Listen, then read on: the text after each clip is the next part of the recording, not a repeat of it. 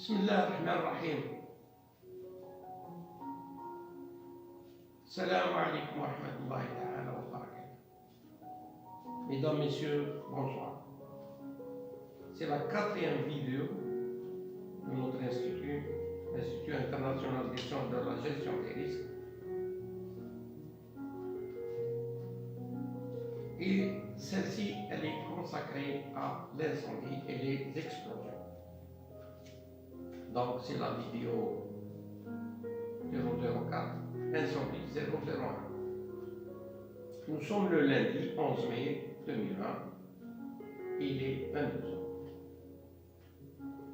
Donc il s'agit du risque incendie-explosion. Les explosions ici, il s'agit d'explosions par les fumées. Tout d'abord le risque, formule générale. Le risque est égal à la probabilité multipliée par les conséquences. La probabilité, il est souhaitable de la diminuer par toutes les techniques de prévention et les conséquences par toutes les techniques et méthodes de protection. Maintenant, pour l'incendie, la probabilité n'est pas élevée. On n'a pas du feu à chaque seconde.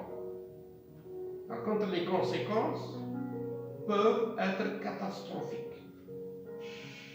On peut comparer avec le risque du virus corona.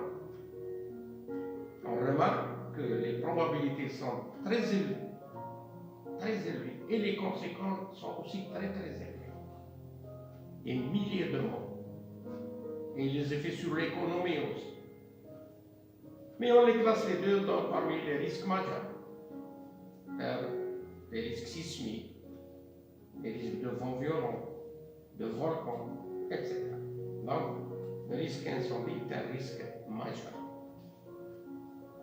Donc, il faut analyser ce risque et l'évaluer correctement et prendre les bonnes actions de contrôle de ces aides. Donc là, c'est tout un processus général d'estimation de l'ampleur du risque et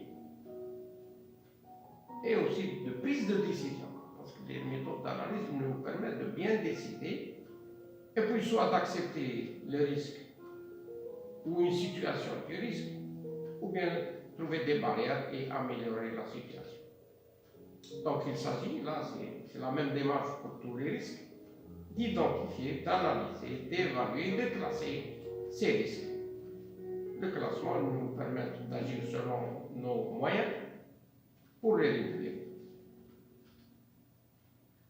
Donc, seulement les risques ne se ressemblent pas. Chaque risque sera caractérisé par des données de référence. Si on prend le bruit, c'est en décibels, on le mesure. L'incendie, c'est en degrés, et etc. Mais pour les risques qui ne ressemblent pas au bruit, qui sont mesurables par des instruments, là il s'agit là de les évaluer avec des grilles ou des méthodes, ou des matrices, des grilles ou des méthodes, etc., qui nous permettent de les classer, de hiérarchiser et d'agir par des plans d'action. Les méthodes d'analyse et d'évaluation des risques, tout d'abord il y a les statistiques, il y a les checklists, il y a cette méthode appelée l'analyse préliminaire des risques, APR, et en anglais Preliminary Hazard Analysis, qui est faite par un groupe, 5 personnes, 7 personnes, 9 personnes, qui est autour d'une table d'analyse utilisant des tableaux. Cette méthode seule peut nous permettre de régler 80% des problèmes qui viennent des risques. Il reste 20%. Les 20% qui restent sont réglés par les méthodes, par les autres méthodes. Telles que par exemple, par ces deux méthodes combinées, l'analyse des modes de défaillance de réflexivité, l'AMDEC, en anglais ici FMEA, Failure Mode and Defects Analysis, ou bien par la méthode hazard d'opérabilité, ou bien la méthode what if. Si cet événement, qu'est-ce qui peut arriver? Donc ces deux méthodes vont nous permettre d'avoir des matrices. Donc, les deux méthodes combinées nous permettent d'avoir des matrices d'évaluation des risques, ou carrément, en utilisant les couleurs, on voit les risques qui sont en rouge, qui ne sont pas réglés. Quand ils ne sont pas réglés, on n'a pas trouvé de solution. Les risques qui sont en jaune, partiellement, on souhaite que tout devienne vert, mais il y a là un problème de coût, de situation réelle, et puis ce qui est en vert, en principe, c'est bon. Donc les matrices sont très utiles. Donc maintenant, ça nous permet de nous concentrer sur la zone où les risques sont classés dans la zone rouge. Donc, plusieurs autres méthodes d'analyse qui peuvent intervenir après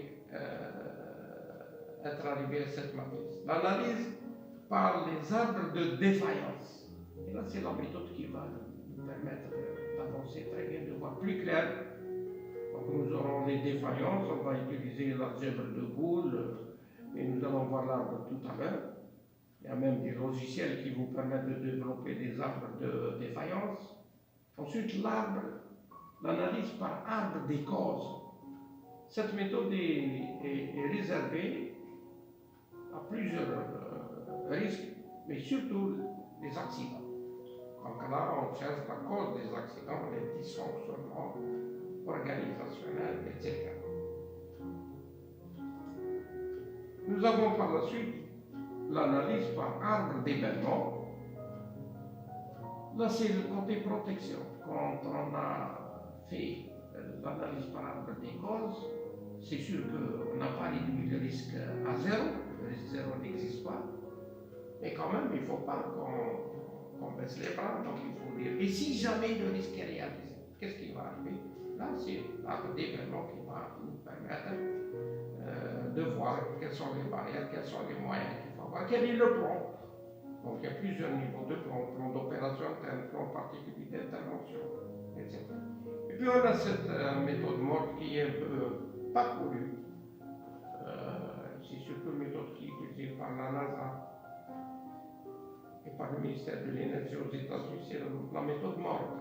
Management Oversight and Review Technique, c'est vraiment un véritable checklist qui nous permet de voir quelles sont les défaillances dans le système, qu'est-ce qui manque, etc. Et puis tout ça est résumé par la méthode nœud papillon. Donc, nœud papillon, il y a l'arbre de défaillance, l'arbre des causes, et c'est toutes les méthodes d'analyse qu'on a vues vont aboutir à la méthode nœud papillon. Et puis il y a d'autres méthodes qui ne sont pas vulgarisées et sur lesquelles on n'a aucune idée. C'est maintenu au secret, voilà, parce qu'il y a une crainte. On ne veut pas que les pays qui ne connaissent pas la maîtrise des risques, de la maîtrise des risques à la maîtrise de notre risque, de la maîtrise des risques industriels à la maîtrise des risques nucléaires et puis au développement d'armes nucléaires. Donc, la méthode nœud papillon, c'est celle-ci. C'est comme un papillon d'une caravane. Il y a la partie prévention, la partie protection. Dans la partie prévention, il y a ce qu'on appelle l'arbre de défaillance, qui commence par un événement redoutable, critique. C'est l'événement de tête plutôt. Et puis on le développe utilisant cet arbre, les portes et ou bien ou, et puis l'arbre est développé utilisant l'algèbre de Boole. Si on a la probabilité de chaque événement, des calculs nous permettent d'arriver à calculer la probabilité de cet événement de tête. Et là, c'est la partie prévention. Donc, si on n'est pas satisfait avec la probabilité, si la probabilité est élevée, on met des barrières. Des barrières, c'est ce qu'il y a en vert. On peut mettre là un détecteur de fumée, un système de désenfumage, ou un programme de formation, ou bien un mur coupe-feu. Avec ça, on recalcule. C'est sûr que la probabilité sera réduite. Et on a un événement, la probabilité de l'événement critique redoutable de tête. Si la probabilité est bonne, on travaille avec ça, sans dormir bien sûr. Là, il faut développer. Et si jamais ce risque se réalise, malgré les efforts qu'on a fait, donc on développe un arbre d'événements. Qu'est-ce qu'il faut? Le plan d'assistance mutuelle, l'appel des pompiers, un tas de choses. La vitesse de propagation de l'incendie, c'est la chose qui fait peur. La vitesse, c'est très rapide. Donc ça va être confirmé par cette vidéo, la vitesse de propagation.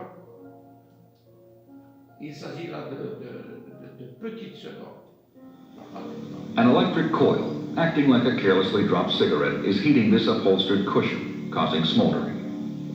Ça peut commencer avec un petit feu dans le coin d'un fauteuil, petite flamme due à différentes causes, cigarette, réchauffement par un radiateur ou un court-circuit. Smoldering is slow combustion, taking place on the fuel's surface. Ça commence par une combustion très lente. Smoke is present without flame. Il n'y a pas de flamme. Ici, on a la fumée, on n'a pas la flamme. Smoldering can sometimes go on for hours before developing into flaming combustion. Des fois, ces petites fumées peuvent durer des heures. Mais malheureusement, dans certains cas, ce n'est pas des heures, c'est quelques petites secondes. Although smoke develops slowly in this phase, given enough time, it can fill a structure and kill occupants before any significant flaming is present. Malgré le fait que l'incendie n'est pas accompagné de grandes fumées, la salle peut être remplie par des fumées qui sont toxiques. Donc il faut commencer l'évacuation dès le début. C'est l'évacuation qui va sauver les choses. The fire is now progressing into the flame-producing stage. L'incendie est en train de progresser, les fumées montent. Flaming combustion can only occur when the necessary quantities of heat, fuel, and oxygen are present. Right now, we have a small flame. It is On voit l'apparition maintenant de la flamme. rapidly progressing into a substantial fire. As we noted earlier, the heat from the fire is producing combustible and toxic gases from... Donc, les chaleurs, cet incendie va produire de la chaleur, puis des fumées qui sont toxiques, etc. the burning chair. A smoke detector has been placed just outside the room. C'est bien de placer un détecteur d'incendie qui va nous informer très tôt. Ce n'est pas toujours le cas, chez nous ce n'est pas une pratique utilisée. Donc des fois il n'y a pas de ces détecteurs de fumée alors qu'ils sont obligatoires un peu partout dans le monde. The fire has now given off enough smoke to activate the alarm, telling occupants to make an immediate escape. Donc l'alarme, ça ne veut pas dire qu'on commence à essayer d'éteindre l'incendie. Ça veut dire qu'il faut commencer à évacuer. The buoyant nature of the gases released from the burning chair causes the flame to spread upward. Donc les fumées montent, c'est la nature même des fumées. Les fumées montent, elles sont plus chaudes au niveau du plafond, moins chaudes au niveau du sol. C'est pour cela que l'évacuation, quand la situation est dégradée, se fait en rampant. En rampant, on trouve plus d'oxygène et moins de chaleur. Heat from the rising flames quickly ignites the draperies en route to the ceiling. The temperature at the ceiling above the chair is now 570 degrees Fahrenheit, 300 degrees Celsius. La température au plafond, c'est 300 degrés Celsius. If a residential sprinkler had been placed 8 feet diagonally from the corner, it would now activate. On aurait pu installer un système de détection et extinction automatique, sprinkler. Il aurait pu agir dès le début de l'incendie et mettre fin à cet incendie dès le début. An alarm and discharging water. Fire damage would be confined to the chair and curtains. Donc là, les dégâts dus à l'incendie auraient pu être réduits avec ce système sprinkler. Chose qui n'est pas une pratique connue chez nous. Même les habitations aux États-Unis, des fois, elles sont équipées de ces systèmes de détection et extinction sprinkler. The buildup of smoke and its toxic gases has now thickened into a hot, dense cloud in only 70 seconds since the first appearance of flame. Là, on est à la 70e seconde et la situation est devenue dangereuse. Par la suite, elle va être explosive. this mushrooming cloud of hot, thick smoke and gas begins to act like a space heater, radiating heat downward. The paint and wall finishes, the furniture, paper, fabric, tout brûle. Tout est brûlé. wood and plastics in the room are beginning to decompose from the blistering heat. Les plastiques sont en train de se décomposer. And as they decompose, they contribute to the buildup of toxic and flammable gases. Et participent à la toxicité des fumées dans cette chambre. The smoke level continues to descend and is now 4 feet above the floor.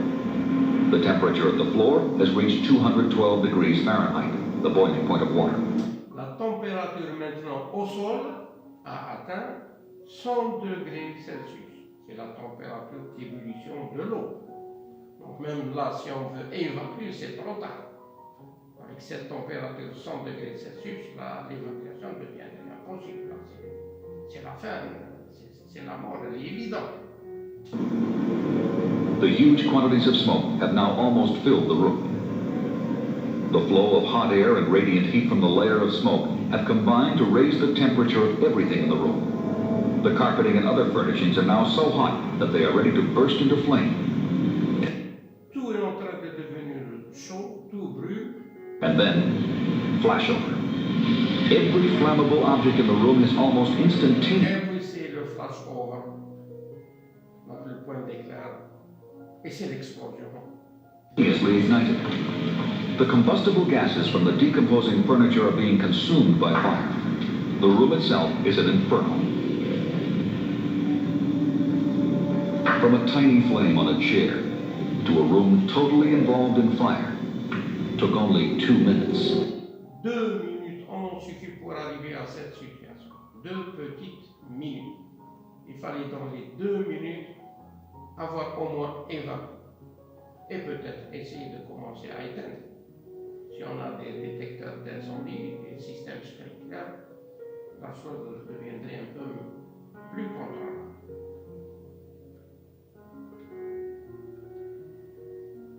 Donc si on évacue dans les 30 premières secondes, là c'est possible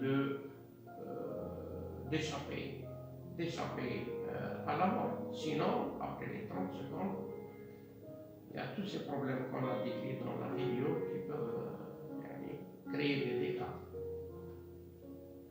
Donc, pour mieux comprendre, il faut voir ce qui se passe comme échange thermique dans les incendies. Tout d'abord, nous avons les rayonnements. Là, il s'agit d'un mode de propagation à distance qui peut se faire dans le vide. C'est les rayons électromagnétiques à distance entre un corps et un autre corps. Il n'y a pas de contact et pourtant la chaleur peut aller d'un corps le plus chaud au corps le plus froid. Nous avons la convection. C'est un transport de gaz chaud. Un gaz chaud donc monte. Donc c'est la poussée d'Archimède. C'est pour ça que les gaz chauds montent et on arrive à avoir des toits qui sont très très chauds et le sol moins chaud. La conduction a lieu lorsqu'il y a un contact entre deux solides ou deux milieux. Donc deux solides, la conduction peut passer la chaleur du solide le plus chaud au solide le plus froid. Et un autre mode de propagation, c'est la projection. Donc dans les incendies, les objets vont éclater, vont voyager dans l'air et vont être emportés.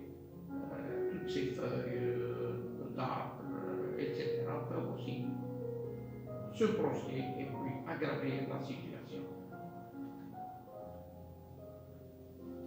On va résumer ça par cette vidéo. Nous allons voir les différents modes de propagation. Ils sont au nombre de 3. La conduction, la convection et le rayonnement.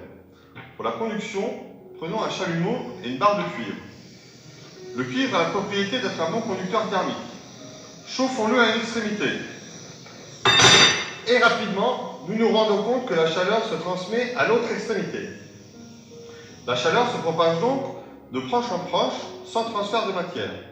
C'est ce qui explique que dans certains incendies, la propagation peut se faire d'une pièce à une autre par l'intermédiaire de différents conduits, gaz, chauffage ou eau. Second mode de propagation, la convection. Imaginons le plafond d'une pièce représenté par cette feuille de papier, le foyer représenté par cette bougie. Les gaz issus de l'incendie étant chauffés, ils sont plus légers que l'air. Ils ont donc une tendance à monter. En entrant en contact avec le plafond, ils s'étalent, se refroidissent, s'alourdissent et retombent. Lorsqu'ils entrent à nouveau en contact avec le foyer, ils se réchauffent, s'allègent et remontent.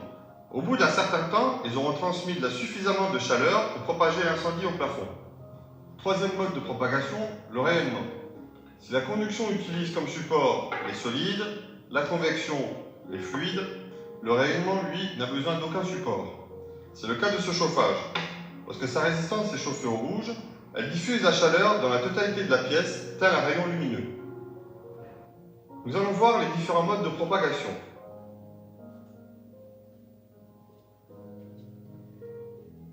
Donc c'est la fin de cette vidéo. Nous vous prions de nous contacter par SMS, par email ou par vos commentaires. Votre participation est la bienvenue. Abonnez-vous à nos chaînes. Nous vous remercions pour votre attention et intérêt à nos activités. À très prochainement.